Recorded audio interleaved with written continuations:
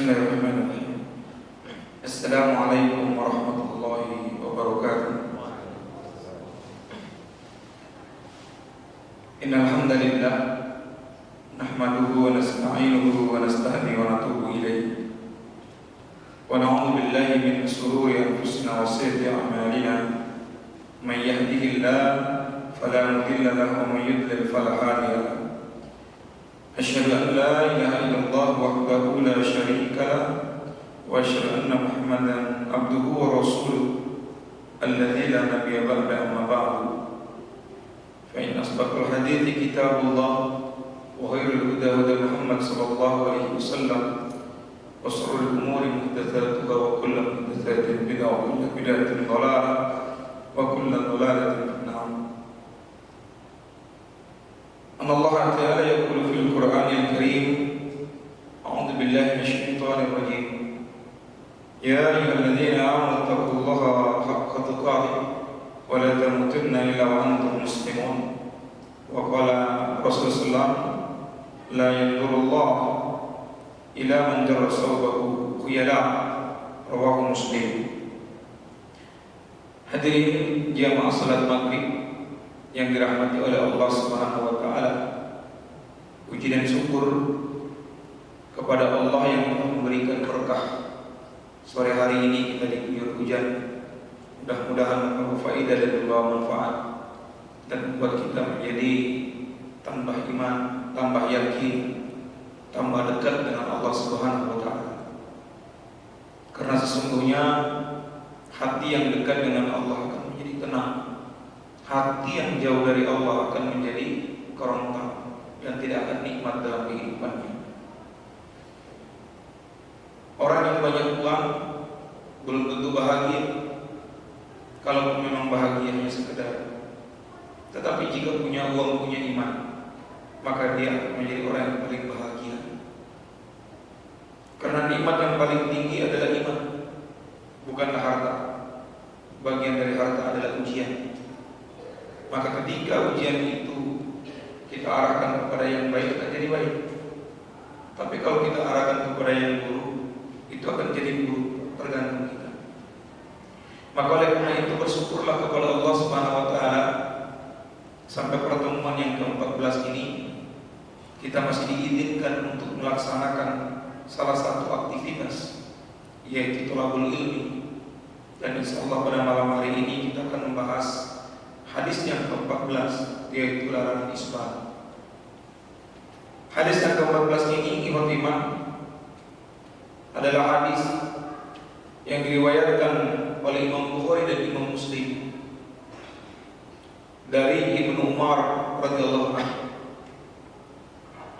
Rasulullah bersabda, la yanzurullahu ila man jarra sawbahu khuyala. Allah Subhanahu wa taala tidak akan melihat orang yang melabuhkan pakaiannya karena kesombongan. Nanti kita akan menemukan berbagai hadis terkait dengan masalah isbal ini. Namun perlu kita pahami dulu apa itu isbal. Kata isbal itu ikhwan, kalau kita merujuk kepada kata dasarnya, maka asalnya adalah asbal, artinya melabuh. Asbal yusbilu isbal, maknanya adalah melabuh atau menurunkan, ya, atau memanjangkan, itu namanya isbal. Sedangkan menurut istilah, isbal itu adalah sebagaimana yang diungkapkan oleh Imam Ibnul Arabi rahimahullah dan juga selainnya, maknanya adalah melabuhkan dan menjulurkan pakaian hingga menutupi mata kaki dan menyentuh tanah, baik karena kesombongan ataupun tidak. Itu namanya isbal. Kemudian yang kedua, isbal ini bukan bagian dari ibadah, tapi isbal ini bagian dari muamalah. Sehingga nanti antara isbal ini yang muamalah dengan ibadah itu berbeda. Makanya saya sering melihat ada orang ketika di luar sana itu celananya itu dilakukan, dipanjangkan. Tapi ketika mau sholat baru dia melipat celananya. Mungkin dia punya pemahaman bahwa kalau celana yang berlaku itu bisa membatalkan sholat. Ya, padahal tidak ada yang menyebutkan bahwasannya siapapun yang melakukan celananya saat sholat maka batal sholatnya, nggak ada, Pak. Pernah lihat, Pak? Padahal bicara melakukan itu adalah bicara bukan saja di sholat, tapi bicaranya juga di luar sholat. Nanti ada hadis yang umum, ma tahtal ka'bain finnar, apa-apa yang ada di bawah mata kaki itu neraka. Apa saja di bawah mata kaki? Ada nggak, Pak? Ada. Karena ini hadis umum, maka sepatu, sendal, karena di bawah mata kaki kan. Kalau kita mau menggunakan hadis ini, nanti ada lagi hadis yang lain. Ini namanya tahris, Pak, ya. Ada lagi hadis yang lain. Ma tahtal ka'bain minal ijar fahuwa finnar. Siapa yang melakukan sarungnya sampai di bawah mata kaki maka dia di neraka. Nah, ini baru khusus namanya. Berarti maknanya celana atau sarung yang terlalu sampai ke bawah bisa masuk ke dalam neraka. Tapi jangan langsung kita menuduh orang yang menjulurkan celananya itu masuk ke neraka. Ini sering terjadi. Akhirnya ribut. Padahal tidak seperti itu pemahamannya. Tidak seperti itu.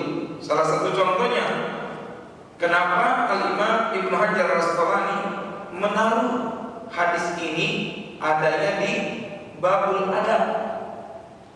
Karena isbal itu bagian dari adab dalam amal yang nanti ada hubungannya dengan Allah Subhanahu wa ta'ala. Kenapa demikian, ikhwat iman? Kita nanti bisa lihat terkait dengan hadis ini, ikhwat iman. Di mana hadis ini banyak yang serupa maknanya. Ya, saya kasih contoh beberapa hadis yang serupa dengan ini. Pertama, la yanzurullah ila man jarra sawbahu khuyala. Sama, Allah tidak melihat orang yang meleret pakaiannya dengan sombong. Di sini ada isyarat, kan? Yang Allah tidak lihat itu adalah orang yang meleretkan pakaiannya dengan sombong. Mafhumnya, kalau orang yang meleretkan pakaiannya tanpa kesombongan, dosa nggak? Dosa nggak? Orang yang meleretkan pakaiannya tanpa kesombongan, dosa nggak? Ayo, Pak. Ayo dong, Pak. Ini biar sambil belajar ini, Pak, cara. Nanti jangan sampai, Pak, hadis itu tok-tokan kita dapat lalu kemudian kita bilang ke orang haram. Nah, itu loh, Pak. Padahal hadis itu nggak begitu, Pak. Hadis tentang isbal ini totalnya itu ada 175 hadis. Berbagai redaksi. Nah, itu tadi yang satu. Saya kasih lagi hadis yang lain. La yanzurullah yaumal qiyamah ila man jarra ijarahu bataran. Sama, Pak, hadisnya riwayat Imam Bukhari, Imam Muslim. Allah tidak melihat di hari kiamat nanti orang yang meleret sarungnya, bukan celana, Pak, sarungnya bataran. Bataran itu maknanya adalah tanpa merasa itu sombong. Nah, ada lagi, Pak. Man jarra sawbahu khuyala. Siapa yang meleretkan pakaian dengan sombong, lam yandurillah ilaihi yaumal qiyamah. Allah tidak akan melihatnya pada hari kiamat.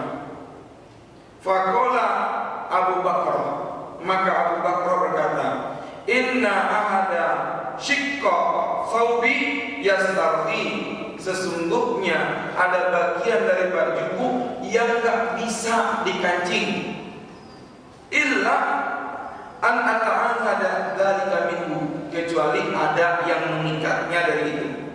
Faqala Rasulullah, innaka la tasna'u dzalik khuyala, sesungguhnya engkau melakukan itu tidak karena sombong.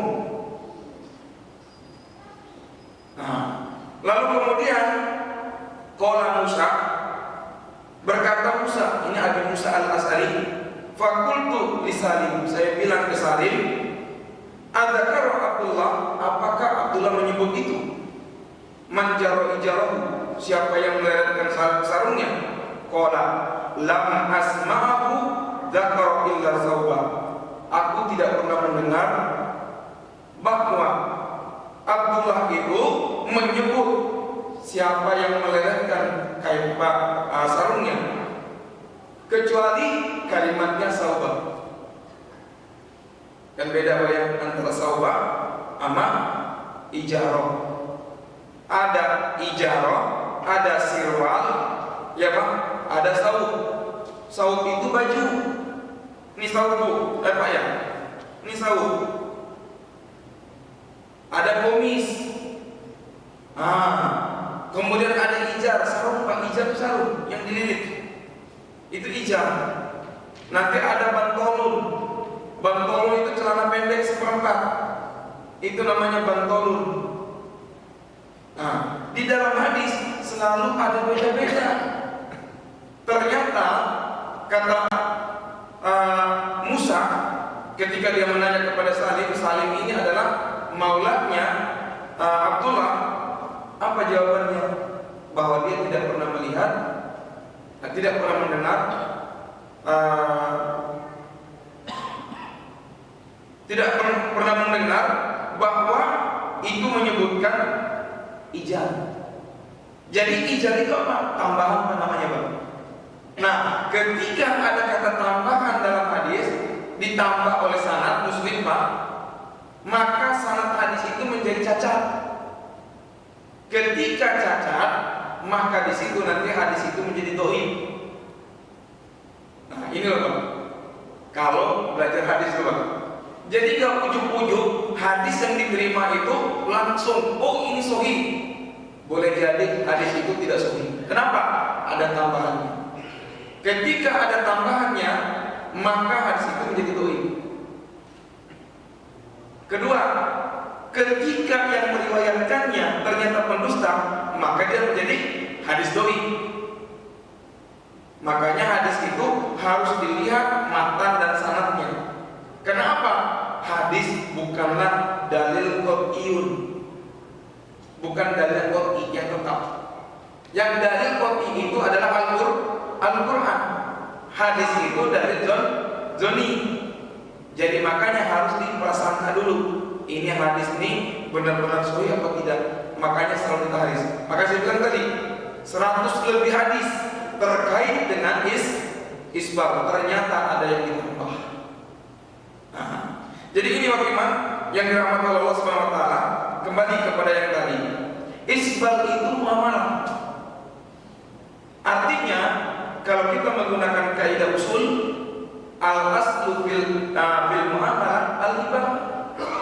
Asal daripada muamalah itu boleh. Berarti ikhwat iman, yang namanya isbal itu dihukumi haram kalau dia melakukannya dengan sombong. Kalau tidak melakukannya dengan sombong, maka tidak mengapa. Catat itu Bang. Kok bisa ngomong seperti itu? Bisa. Mohon izin. Bukankah banyak juga dari teman-teman kita yang celananya enggak isbal, itu sombong? Bisa dosa nggak? Kalau ada sombong bisa dosa. Berarti isbat ataupun tidak isbat, kalau dia punya kesombongan, dosa. Itu kata kunci. Itu kata kunci. Maka oleh karena itu waktu iman saya menyebutkan jangan kita menyalahkan. Di dalam Al-Quran di surat Luqman Allah Subhanahu wa ta'ala mengatakan ijtanibu katsirun minadh-dhanni inna ba'dadh-dhanni ismun. Hendaklah kalian jauhi yang buruk sangka. Hendaklah kalian jauhi prasangka. Karena sebagian prasangka itu ada dosa yang disebut dengan prasangka buruk. Pak, saya keluar dari sini, lihat orang lewat, ini orang nih, orang munafik. Izin Pak, saya udah prasangka Pak. Udah prasangka Pak? Dosa kan? Ya Pak ya? Itu analogi itu. Nah banyak dari kita ini seperti itu. Maka oleh karena itu pesan saya ikhwatul iman, amalkan bukan untuk menghakimi tapi untuk mendapatkan ridho Allah. Kita sholat untuk mendapat ridho Allah. Kita ngaji mendapat ridho Allah. Jangan pernah berharap untuk menjadi orang yang mulia. Cukup Allah yang akan memuliakanmu. Jangan orang memuliakan kita cuma sekedar Pak. Tapi kalau Allah yang memuliakan kita Pak, tidak sekedar Pak, selama-lamanya. Nah, kemudian ikhwan iman yang dirahmati oleh Allah Subhanahu wa taala, faidah daripada hadis tadi, ya, la yanzurullah ila man jara sawbahu yada.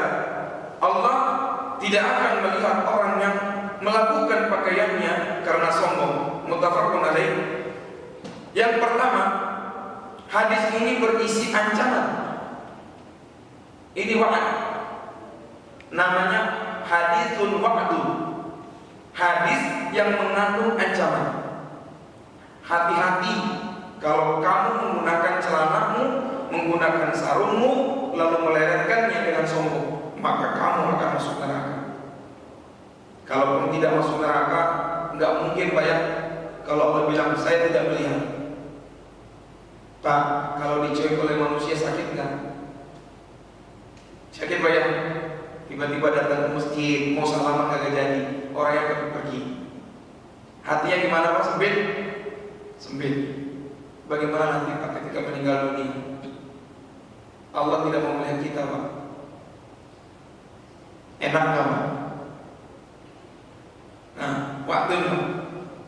Kemudian waktu iman yang dirahmati oleh Allah Subhanahu wa taala, ancaman berupa Allah akan memalingkan dirinya dan tidak akan memandangnya dengan pandangan rahmat. Karena sekali pandangan Allah itu pandangan rahmat. Pandangan rahmat dari Allah itulah yang akan menyebabkan kita masuk surga. Bukan sholat, bukan ngaji Pak. Tapi ngaji, sholat, zakat, puasa, haji, umroh itu untuk supaya Allah kasih rahmat. Karena nggak cukup Pak. Nggak cukup sholat kita untuk bisa masuk surga Pak. Nggak cukup dengan ngaji kita masuk surga Pak. Nggak cukup. Makanya nanti ada hadis yang menyebutkan apa? Kita itu masuk surga karena rahmat Allah. Rahmat Allah tidak akan turun kecuali pada hamba-hambanya yang bertakwa. Yang bertakwa itu yang menjalankan perintah Allah. Perintah Allah apa saja? Nah itu Pak. Jelas Pak ya? Kemudian yang kedua, para ulama bersepakat atas haramnya isbal. Isbal itu haram. Isbal itu haram hukumnya Pak. Yang dilakukan karena kesombongan. Yang haram itu bila dilakukan karena kesombongan. Artinya, maksudnya kalau tidak dilakukan karena kesombongan, haram nggak? Enggak haram. Nah, kenapa nggak haram? Ini ada sombongnya. Nah, karena nggak ada sombongnya. Jadi yang bikin haram tuh sombong Pak. Karena yang pantas sombong siapa? Yang pantas sombong siapa? Nah, kita boleh sombong kan? Saya pernah dengar tuh kita mesti sombong kan? Ada kan? Nah, iman. Lebih baik merendah karena Allah daripada kita merusak sifat Allah. Itu Pak. Kemudian waktu iman yang dirahmati oleh Allah Subhanahu wa taala, sebagian ulama berpendapat bahwa perbuatan isbal hukumnya mudah. Hukumnya mutlak haram. Baik dilakukan karena kesombongan atau tidak. Menurut golongan ini, dalil-dalil syariat sangat gamblang menunjukkan keharamannya. Itu menurut pandangan ini. Tegasnya adalah barang siapa melakukan kainnya hingga menyentuh tanah, maka mereka adalah orang-orang yang diancam oleh Allah untuk dimasukkan ke dalam neraka atau untuk tidak dilihat oleh Allah, tidak dipandang.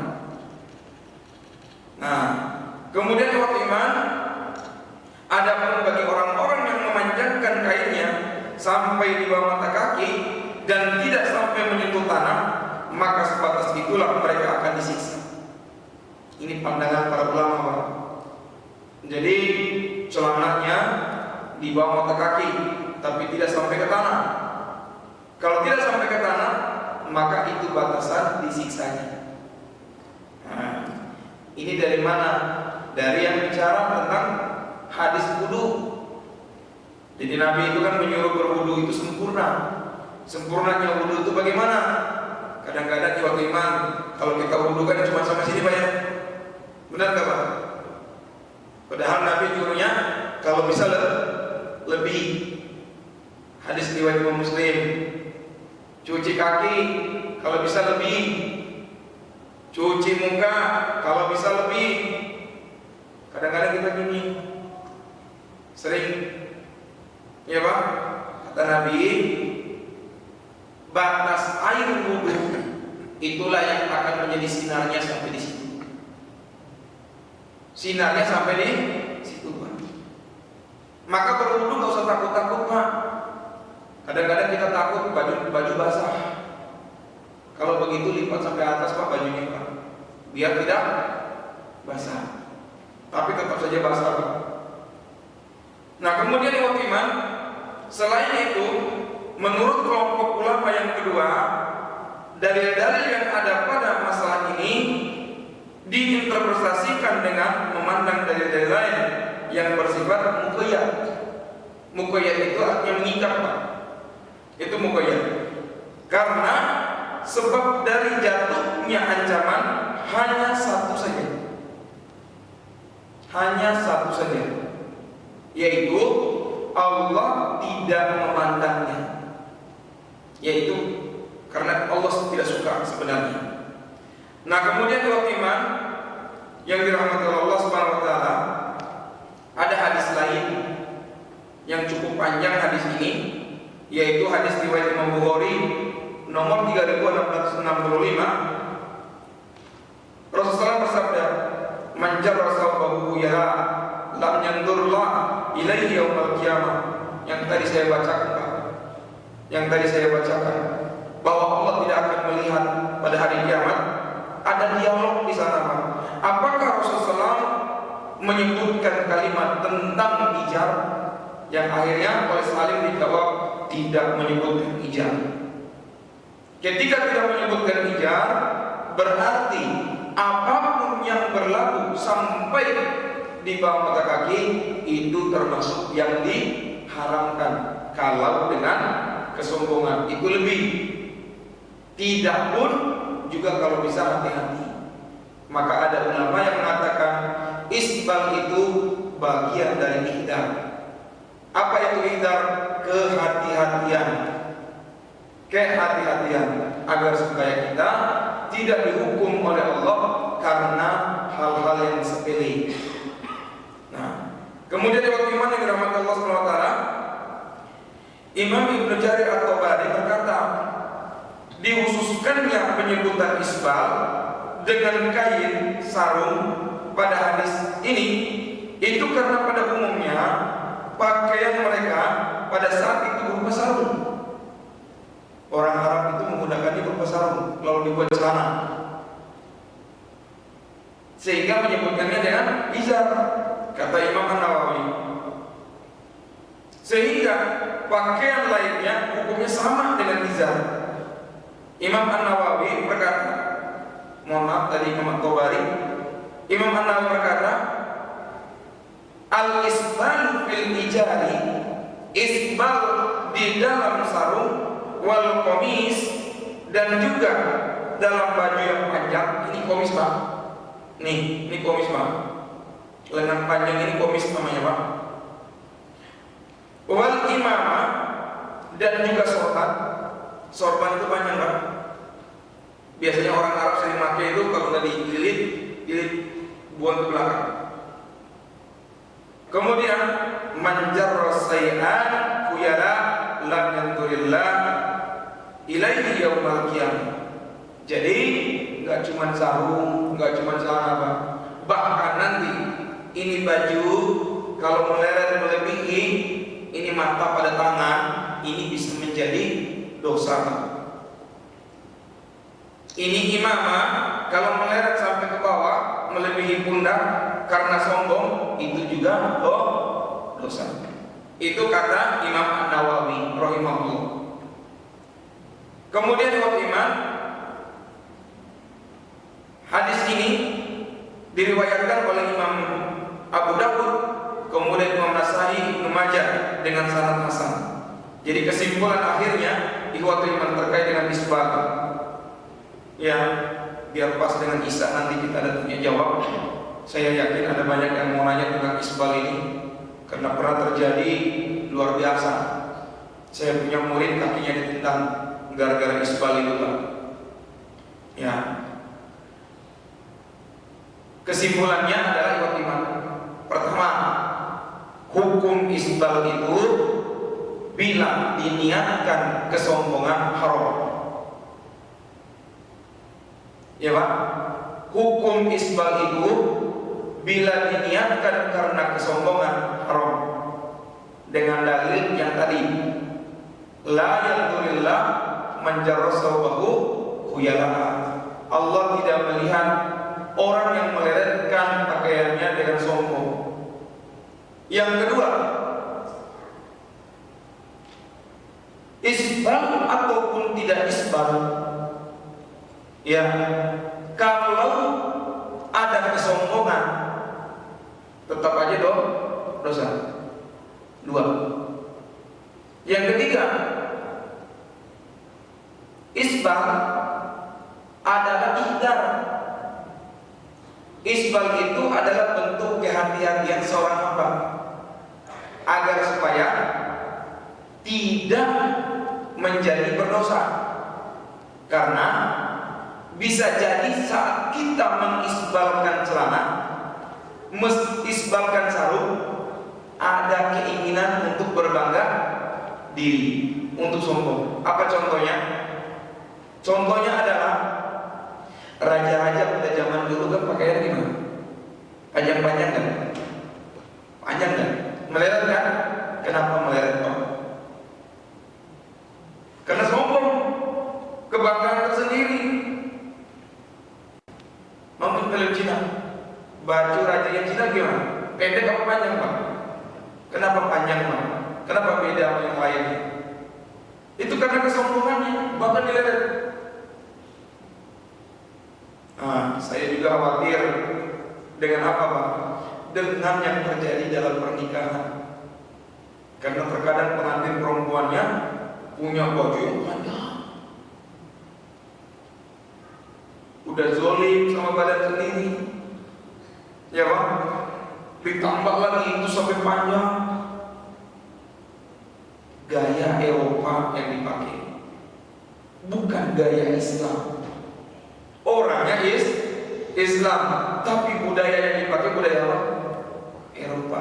Memangnya Islam gak ada budayanya Pak? Ada nggak Pak? Ada. Nah, baik iman, kesimpulan yang berikutnya adalah jangan sampai kita menghakimi orang dengan kata-kata bahwa dia tidak mengamalkan sunnah. Ya Pak ya? Karena mengamalkan sunnah itu beda-beda Pak. Beda-beda. Kenapa beda-beda? Karena beda pemahaman. Contohnya kayak seperti baru barusan itu Pak, itu juga karena ulama juga beda pemahaman Pak terkait itu. Contohnya kayak Abu Hanifah. Abu Hanifah tidak melarang meletakkan pakaian itu selama tidak ada kesombongan. Namun beliau sangat benci ketika ada orang yang meletakkan pakaian dengan sombong. Imam Ahmad bin Hanbal tidak meletakkan pakaian. Imam Malik sama dengan Imam Abu Hanifah. Imam Syafi'i tidak meletakkan pakaian, sama dengan gurunya yaitu Imam Ahmad.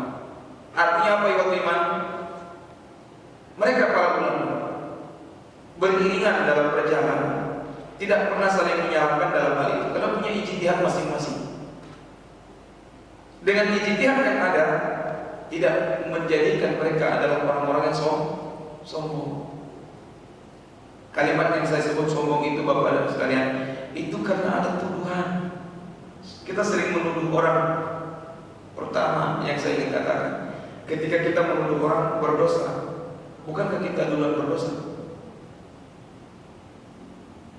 Berhati-hatilah, karena kita bukan ahli fatwa. Kita hanya tahu bahwa kita tidak tahu. Nah, baik Bapak Iman yang dirahmati Allah SWT, itu hadis yang ke-14. Insya Allah kita akan lanjut dengan hadis yang ke-15. Tentunya dengan waktu tidak bisa dilanjutkan, dan insya Allah di lain waktu kita akan melanjutkannya. Dan insya Allah terkait dengan adab makan dan minum dengan tangan kanan. Nah, tadi adalah adab berpakaian, salah satunya adalah masalah isbal. Kalau para hadirin ingin bertanya, saya persilahkan.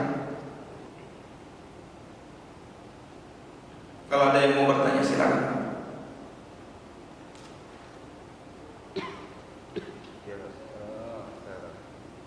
Ya, silakan.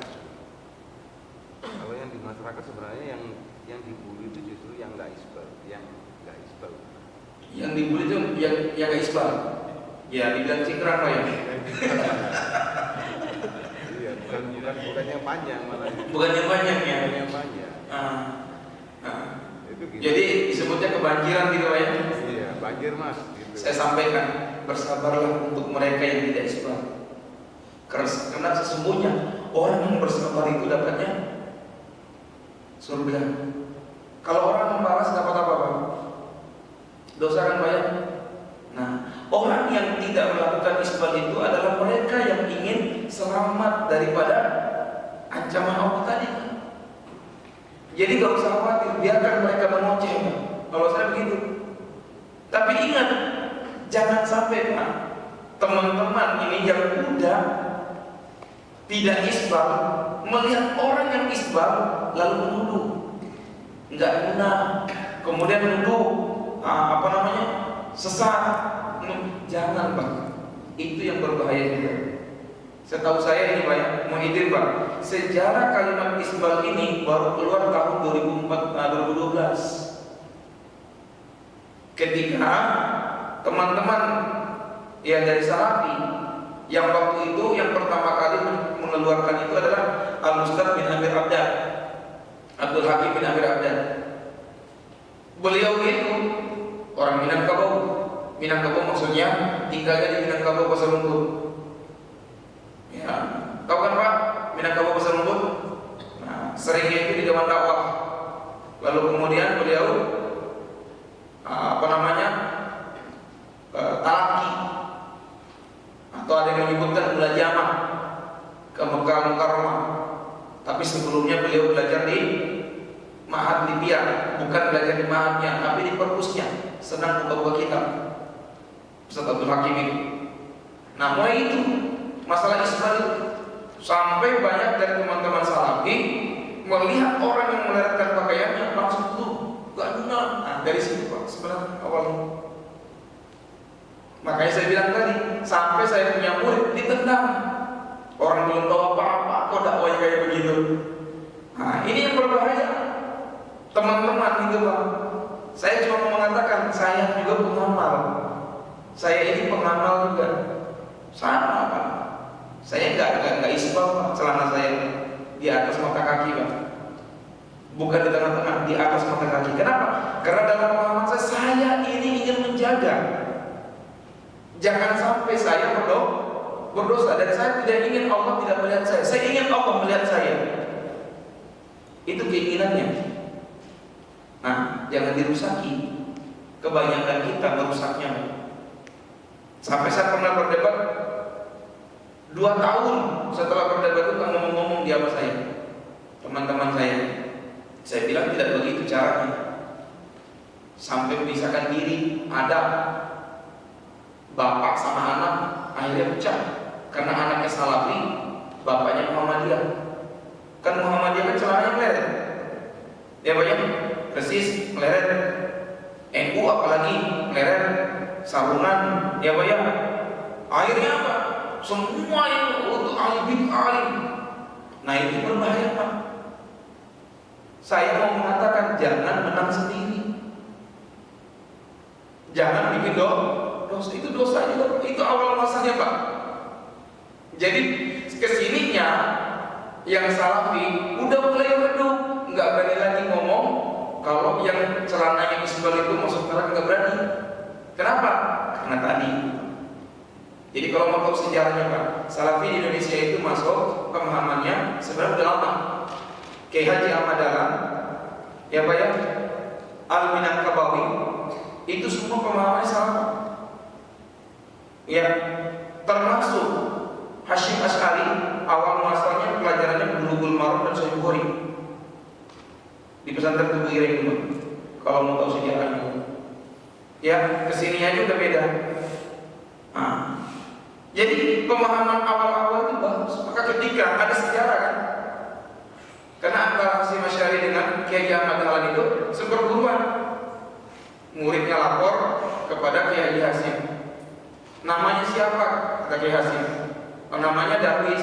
Oh iya, itu Darwis saudara saya, ikutin aja. Tuh kalimatnya begitu. Karena sama kesininya baru itu. Kenapa?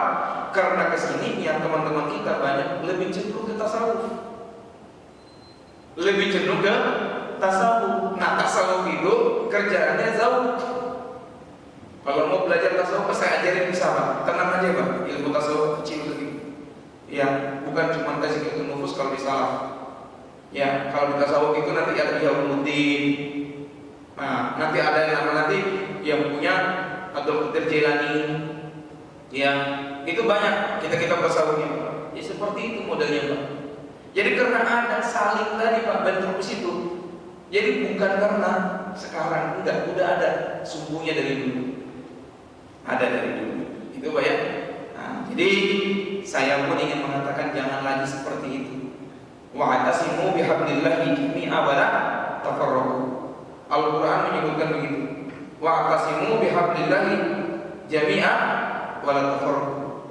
Kemudian yang kedua, innamal mu'minuna ikhwatun. Kata kuncinya fa aslihu baina akhwaykum. Nah itu Pak. Kalau kita ini adalah sesaudara, kenapa harus saling menyakiti? Kenapa kita nggak bisa sholat bareng Pak? Ya Pak ya. Nah teman-teman yang NU kadang-kadang nggak mau sholat bareng gara-gara kunut. Oh di situ mau kagak kunut, itu Muhammadiyah. Nah itu ngalbani. Nah gitu Pak ya. Nah, saya juga sedih itu Pak. Terus terang Pak, tidak boleh seperti itu Pak. Karena apa? Para ulama itu memang beda-beda cara kepalanya beda-beda Pak. Jangankan para ulama Pak, di rumah Bapak coba Bapak sama anak Bapak satu otak nggak? Ayo Pak. Saya mengajarkan apa Pak? I'tisom. Saya mengajarkan i'tisom Pak. Saya mengajarkan ikhwah, persaudaraan. Karena orang beriman itu bersaudara. Dan bersaudara itu nikmat Pak. Saya kuliah di Maroko. Sholatnya orang Maroko dengan sholatnya saya beda Pak. Orang Maroko mazhabnya Maliki. Beda Pak. Saya pernah sholat di India, Punjab Pak. Tempatnya para jamaah tabligh itu Pak. Di sana mazhabnya Hanafi. Bapak bakalan kaget kalau baru datang. Ya, ghairil maghdubi 'alaihim waladdallin. Kalau kita jawab amin gitu aja. Sana diam. Yuk. Banyak dari orang Indonesia baru nggak jadi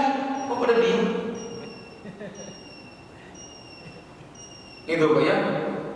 Di Maroko beda. Allahu Akbar. Samping Pak. Dari wudunya itu beda Pak. Apakah Imam Malik itu menjadi orang yang tidak benar ketika kita mengamalkan Imam Syafi'i? Nah itu yang kadang-kadang mikir Pak. Imam Syafi'i muridnya Imam Malik. Imam Syafi'i gurunya Imam Ahmad. Imam Syafi'i berguru juga kepada muridnya Imam Hanafi. Karena gak ketemu tuh Pak. Coba. Cuman beda dari ijtihad. Lihat lagi Pak, Ibnu Taimiyah punya murid namanya Ibnu Qayyim Al-Jauziyah. Ibnu Taimiyah mazhabnya Hambali, Ibnu Qayyim mazhabnya Syafi'i. Ayo, mau ngomong apa nih Pak? Jadi ikhwat iman yang dirahmati oleh Allah Subhanahu wa taala, para ulama saja kagak ribut gara-gara itu, kita malah ribut. Jadi pesan saya ikhwat iman, ayo kita amalkan itu ilmu, bukan untuk menghakimi, tapi untuk mencari ridho. Itu Pak. Jangan merusak amal ibadahmu karena kedengkianmu. Ya, angkat ibadahmu dengan ilmumu. Caranya bagaimana? Amalkan. Sampai Allah menyebutkan dalam Al-Quran Pak, fa'mal mastata'tum, kerjakan semampu kalian. Kalau kagak mampu jangan menyalahkan atau jangan disalahkan. Nah kebanyakan kita kalau tidak mampu disalahkan, nggak boleh. Berarti kita menjadi hakim di situ Pak. Udah tahu ilmunya belum? Mohon maaf Pak, saya aja Pak terus tahris dulu Pak. Hadis yang barusan saya harus lihat kitabnya dulu Pak. Ini ada banyak Pak. Saya ngomong barusan semua ada hadisnya. Jadi nggak sembarangan. Apa ada ulama juga? Ada Pak. Kalau mau tahu Pak saya bukan juga Pak. Pemahaman sama? Iya sama. Tadi saya sudah sebutkan Imam At-Tabari, saya sebutkan Imam An-Nawawi. Mereka adalah para ulama. Apa mazhabnya beda-beda? Iya. Imam Nawawi Syafi'i. Nah itu. Jadi di waktu iman yang dalam Allah SWT dalam waktu Indonesia, saya berpesan, ya Pak ya, mari kita amalkan ilmu yang dipelajari. Jangan mempelajari ilmu hanya untuk menjatuhkan orang. Karena ilmu bukan untuk itu. Ilmu itu untuk diamalkan. Terima kasih ya Pak ya atas pertanyaannya. Jadi mulanya bukan dari sekarang, udah lama Pak seperti itu. Dan mudah-mudahan tidak lagi ada orang Islam semakin bersatu, semakin kokoh, semakin kuat, dan tidak mau dipecah belah oleh pandangan-pandangan yang rusak. Karena orang-orang di luar Islam sangat menginginkan umat Islam itu pecah. Kalau umat Islam pecah, gampang diombang-ambing. Bacalah sejarah Al-Fatih, bacalah sejarah Muhammad Al-Fatih. Udah dikuasai, diombang-ambing dikit, masuk hilang hancur. Sampai sekarang Pak. Terima kasih, sampai ketemu kembali.